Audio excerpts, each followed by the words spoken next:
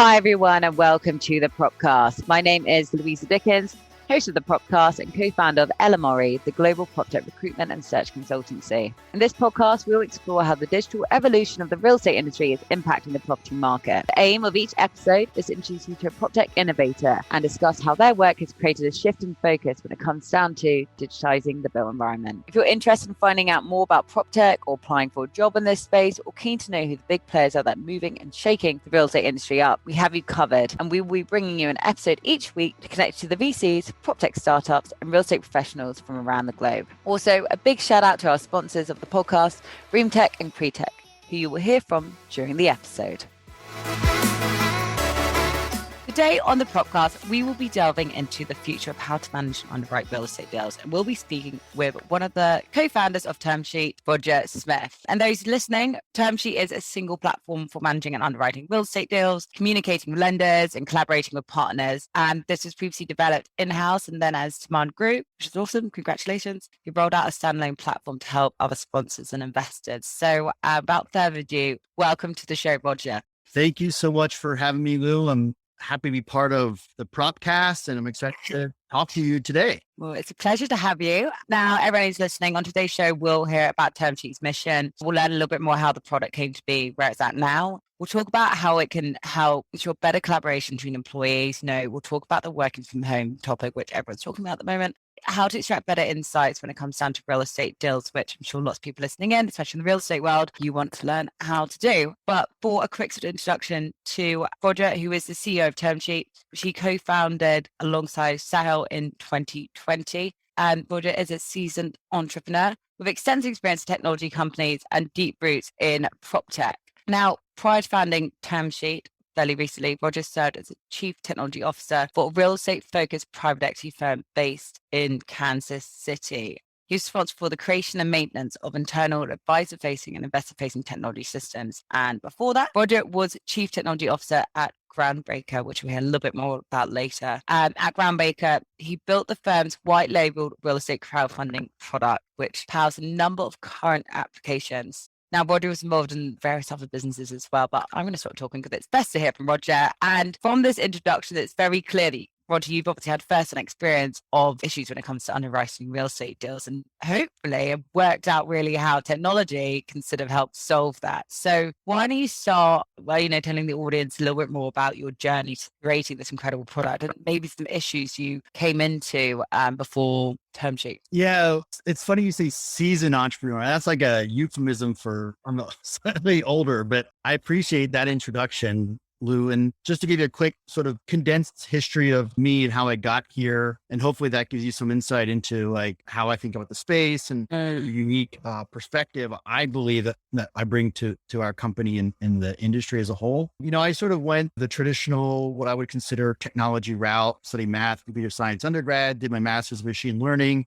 Yeah. I really was, the belief of, data being like, the internet 3.0 sort of thing, where we were having this proliferation of data. And obviously at some point in time, we're going to have to make sense of it. And that's turned out to be pretty true. And, from that point on, I was really involved in a lot of traditional enterprise SaaS companies in the productivity space, the energy management space, not really around Proptech. Actually, this is probably before Proptech the term even existed, or that I even would have considered this as a career path. Through a colleague of mine from grad school who had come from a traditional real estate background, teamed up shortly after the Jobs Act was passed in the US, which if you're not familiar with the Jobs Act, that was really the passage of a bill under the Obama administration that really unlocked equity-based sort of crowdfunding, sort of around the time when AngelList was born, where you could invest in startups. Prior to that, real estate deals were always sort of backroom, sort of golf buddy type of deals, right? Yeah. Broadcast to the world, hey, I'm raising capital, come invest with me. The Jobs Act really changed that. And so that's sort of around the time when you saw this inception of companies like Fundrise, Realty Mogul, CrowdStreet, sort of shortly thereafter. This is Groundbreaker. We were trying to do the same thing. Unfortunately, we didn't have the advantage of syndicating our own deals. We didn't have our own portfolio that we were essentially being like a matchmaker, right? And lesson learned at that time, the sponsors who needed the money or the capital were really the ones who wanted the money, were really the ones who probably most needed it. And maybe at that time, maybe didn't deserve it. Yeah. And the people who wanted to invest in real estate or had the money to were pretty well understanding of what a good real estate deal looks like. So it was hard to make that sort of match. But what was happening was that people were all asking us to do this white label platform to manage your own investments and investors because we were bootstrapped, which that could be a whole nother show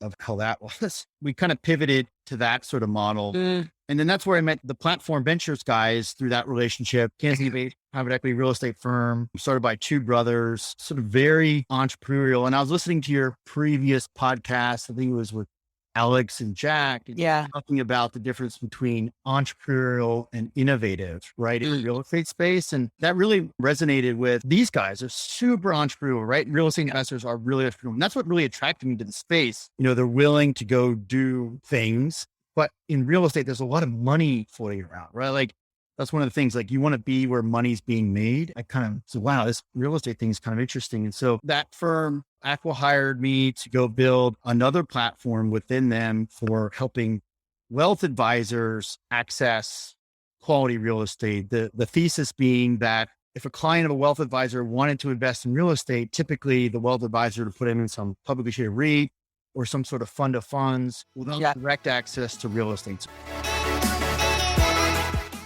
Hi, this is Nelson from Property Quants. I'd like to invite you to join our Introduction to Data Science and Machine Learning for Real Estate seminar.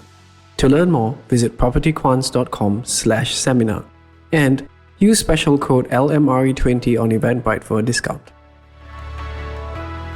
So we're trying to sort of give them direct access to real estate.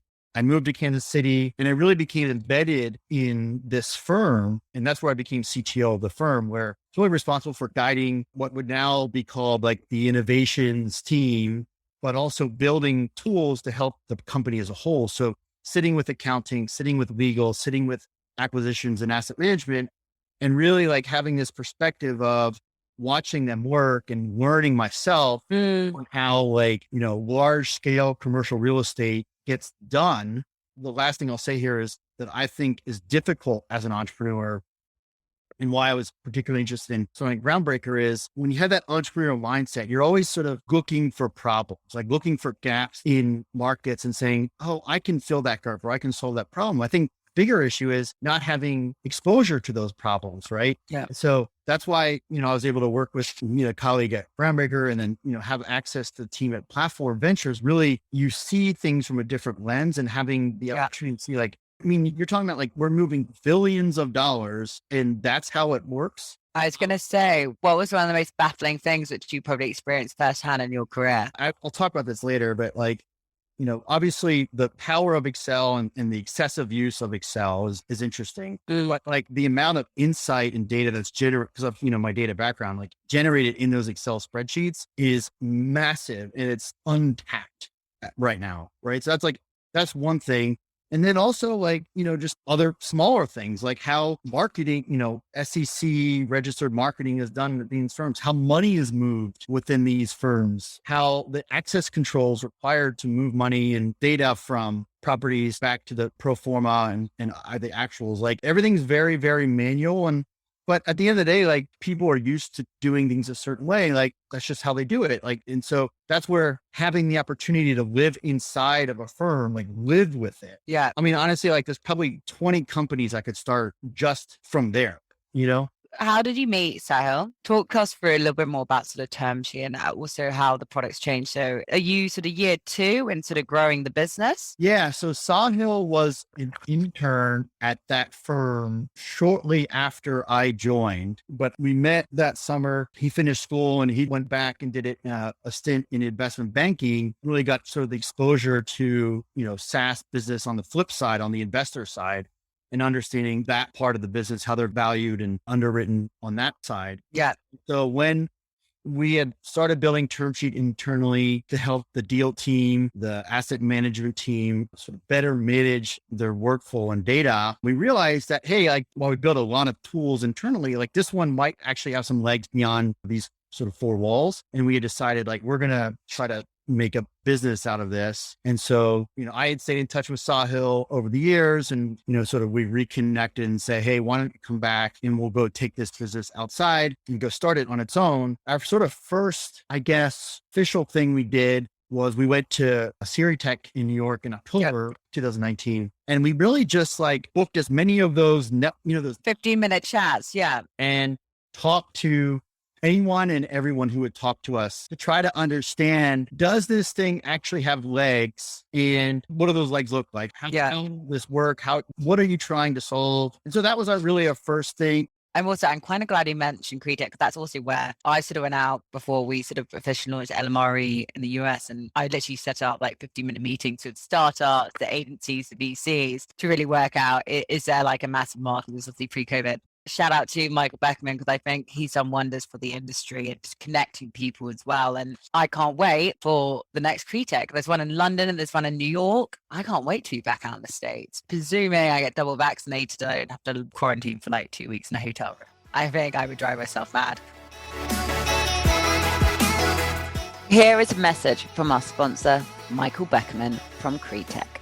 Hey, this is Michael Beckerman from Cretech.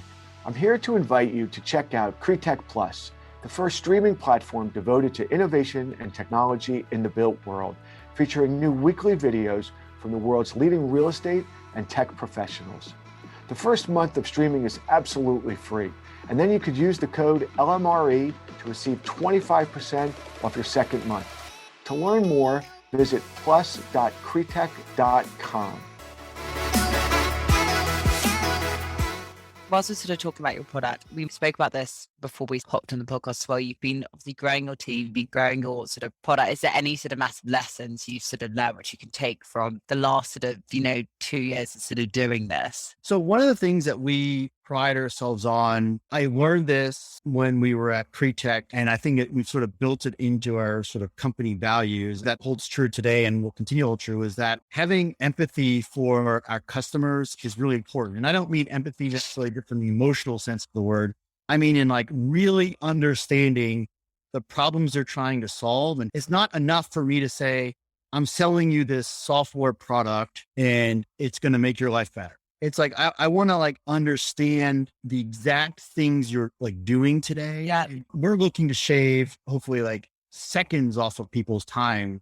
Right. And what I mean by that is I think we have this unique perspective of having been part of a private real estate company and obviously still access to that team to really understand all the things that people do. Look, let's face it, especially in this COVID world, we're all super busy, right? So helping people do lighter things, quicker, simpler, with less thought. I think we have this advantage of thinking like that. So I guess to answer your question is, having team members who aren't just great technology people or great entrepreneurs, but also have this perspective of coming from a real estate background so they can speak the language, right?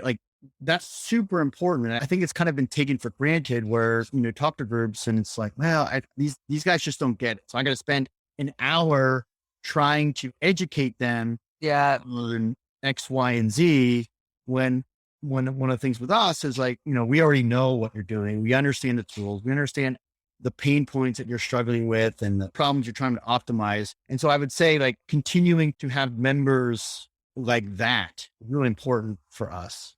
So then obviously you spoke about your own employees. So talk me through with your product, how can it help employees of your clients sort of collaborate or, also get back to sort of this new normal working from home or whatever it means to these businesses? Yeah, I mean, kind of launched at an interesting time, right around when COVID hit.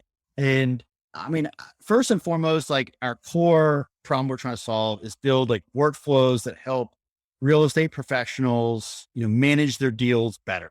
Right. And so if you're an investor, that means, from the acquisitions perspective, getting your deals into a centralized platform where anyone and everyone on your team, not only your colleagues, but also your executives, perspective on the deal, more efficiently manage the process to make it faster, consolidate all the tasks, documents, and things that go around a deal, just to make that process more efficient and easier to report on. Right. So now you think about from that perspective, what does the Monday morning pipeline meeting look like? Right. Because that's the classic meeting, right?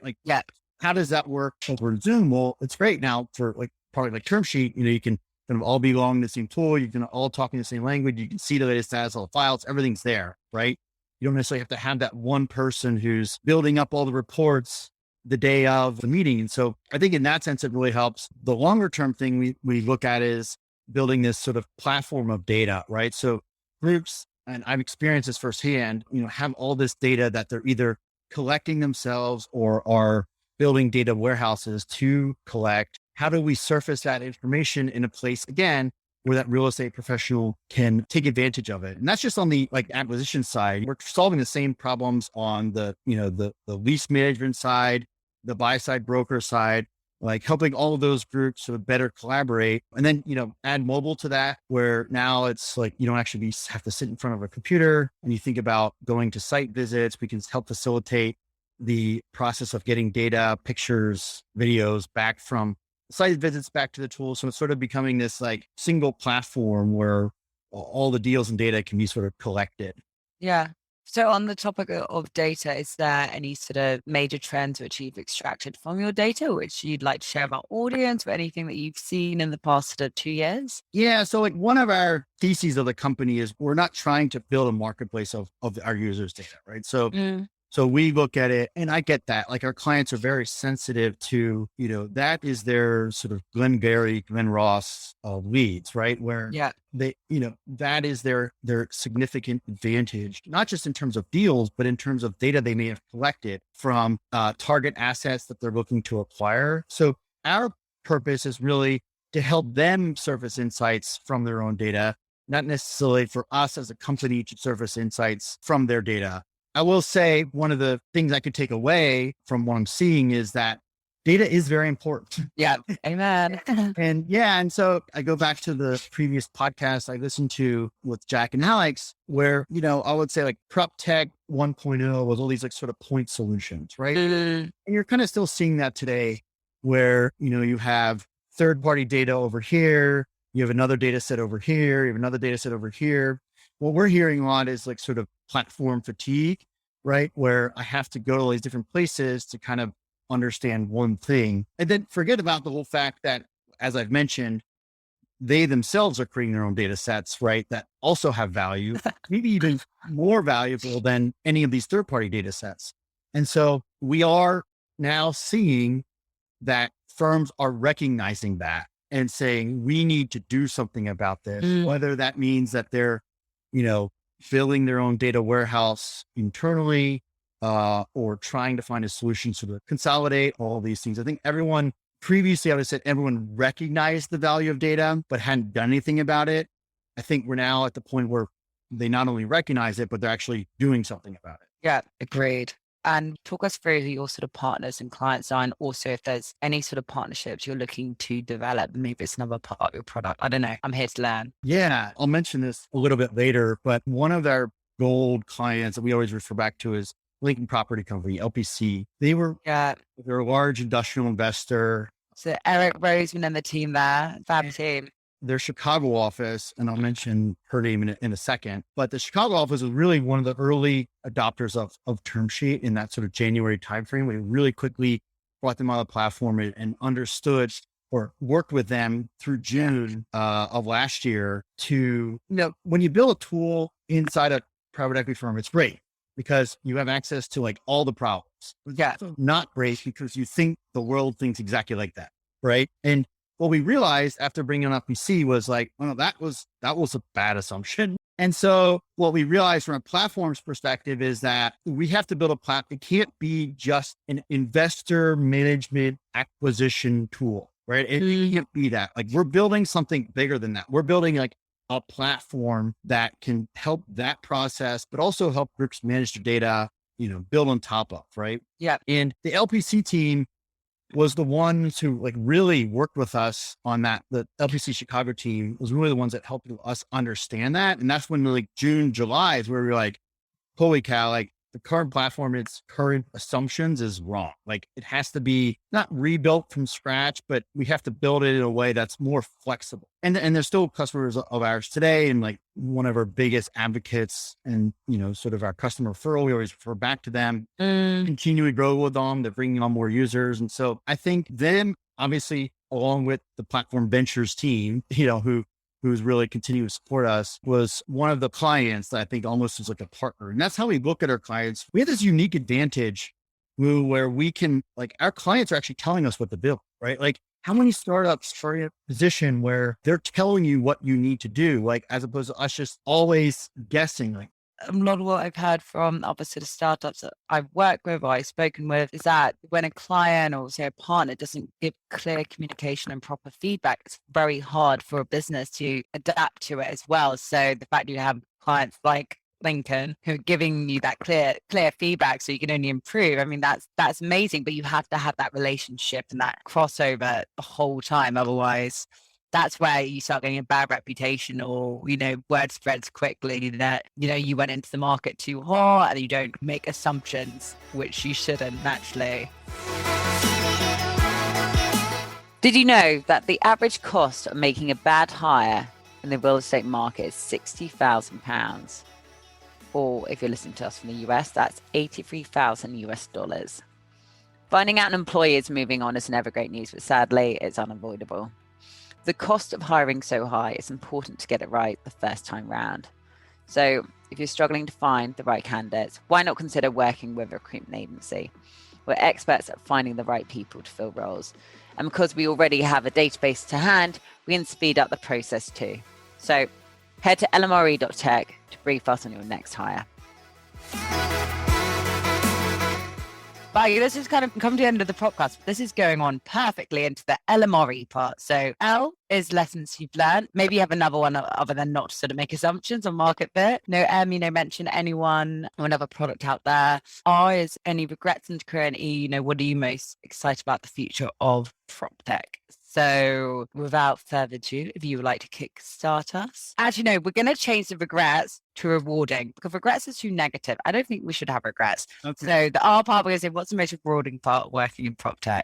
Kick us off. All right. So lessons I've learned. Well, I think I have two lessons, and this ties back to what we were just talking about, which is the value of listening. And I don't mean just hearing. I mean, like, actually listening to what they say, right? And I think if you can listen to people, especially in this space, there's so much value to be extracted from that. Right? Oftentimes, like, the most valuable tidbits, if you're speaking to someone for 20 minutes, it might come in like a 3-second snippet of what someone may have said. If you're zoned out for that 3 seconds, you could have missed something that would alter the course of your life or your business. And that's how we talk about our customers. Like, we just want to listen and be available while also understanding that they have businesses to run. Like, it's not their job to be our product team, right? And then, I think this goes without saying, but I think it's hard when you come from an engineering like background, like I do, is networking. Some people, if they don't come from an engineering background, like that's just part of their work. But when you come from an engineering technical background, I guess like I did, oftentimes networking goes undervalued, right? And so, especially in this space, it's a small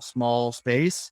Being like you said, a stand-up sort of person, listening to people, being honest and open, but being out there. And I think is what would be, I would say, I would encourage someone if they were getting into this, would be networking. Yeah, I think it's obviously been very difficult for the past year, but I think everyone's looking to get out there.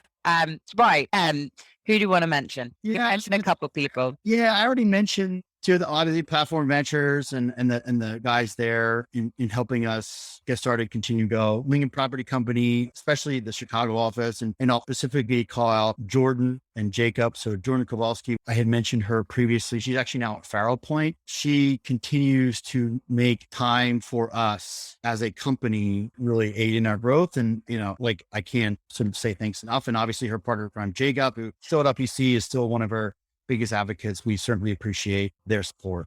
Okay, now what's the most rewarding aspect of working in Proptech? Well, I actually thought about this from the regret perspective, and I will not getting into real estate sooner would have been like one of my biggest regrets. I think one thing that I have learned in being in this space is that it's not that hard, right? It's like, once you kind of understand the basics, underwriting and value in real estate, like, you can kind of focus on a specific asset class or a specific thesis, like, and you go all in, like it's pretty repeatable. So I would say like, that's probably my, my biggest, or I shouldn't say ever regret. If I could go back, I would say getting to real estate sooner on, if you flip it and say rewarding aspects, I will say, is just, working with all of our clients, I think is really rewarding, and seeing them take a tool that was just an idea a little over a year ago to actually like building their business on top of. And in fact, I've been on demos with clients or customer calls with clients, and they're actually teaching me how the product works. Like not maybe because like I remember that particular feature. So that's kind of rewarding. It's like, wow, like I didn't even know that it did that, or I forgot. Like, thank you for showing me. Like it's a pretty amazing feeling. Yeah, it's pretty powerful. Last but not least, okay, what are you most excited about for the future Proptech, other than getting out there and actually meeting your clients in person, potentially? Yeah. I mean, again, like I'm a machine learning data guy, right? So like that's kind of where I love. So you think about what's happening, in like GPT-3 on the consumer side, and how can we apply those sort of technologies to all of the data that we're collecting, both again, third party and internal on the property side. So I'm really excited to continue to see how machine learning will come into the space. And I don't mean just from like AVM perspective. I really mean like helping groups better understand how to buy assets, but ultimately as well as better manage their assets. I think I personally am a big believer in the blockchain from a revolutionizing the world perspective. So I'm excited to see how we can sort of move beyond how we're thinking about it today. I mean, that's one of the hardest things I think to educate groups on, is like what that is and how it can change the industry. And I don't mean just in terms of like the blockchain itself, but like fundamentally change how real estate is purchased. I'm particularly excited about that, and I'm really bullish on that space. There's going into that whole education piece is a whole another podcast. I think that's a whole nother series actually. So we might have to get you back on for that. Roger, it's been an absolute pleasure talking through, I guess, your whole journey, also what you're sort of doing in this space as well. And I'm looking forward to hopefully seeing you out in the States in a couple of months. And I will catch up with you after the show, but thank you for joining me. Thank you so much for having me. And I think we'll hopefully see you at Proptech in October. Hell yeah. Yeah. All right. Thank you so much. Thank you for joining us this week on the Propcast, and a big thanks to our guests and our sponsors, Cretech and Reamtech. Make sure you visit our website, lmre.tech, where you can subscribe to our newsletter, keep up with our industry news and events, or if you're looking for your next career move, it's all on there. The Propcast can be found on iTunes, Spotify, and YouTube, where all good content is found. Whilst we're at it, if you found value in the show, we'd appreciate it if you could spread the word and tell a friend about it, or even write us a review. And I'll catch you next week.